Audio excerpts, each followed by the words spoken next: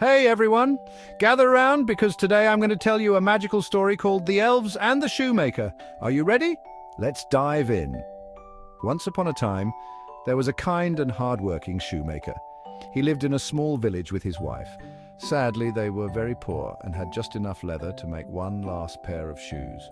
One night, the shoemaker cut the leather and left it on his workbench. He was too tired to finish the shoes, so he decided to go to bed. The next morning, he was in for a big surprise. When he woke up, he found the most beautiful pair of shoes on his workbench.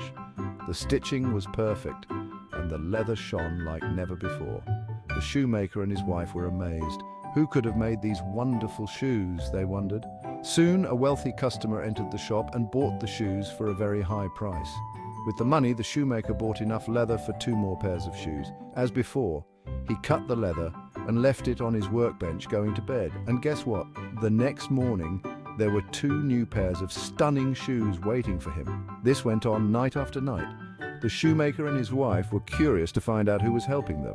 One night, they decided to stay awake and hide behind the curtains. As the clock struck midnight, 2 tiny elves appeared. They worked quickly and skillfully, turning the leather into magnificent shoes. The shoemaker and his wife were touched by the elves' kindness, but they noticed something else. The elves' clothes were old and tattered. The shoemaker's wife had an idea. "Let's make new clothes for the elves to thank them," she said. Together they made tiny shirts, pants, and shoes for the elves. The next night they left the new clothes on the workbench and hid again. When the elves arrived, they were overjoyed to find the gifts.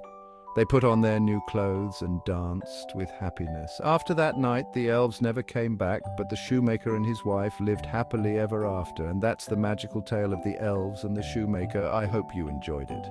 Remember, kindness always finds its way back to you. See you next time. Bye-bye.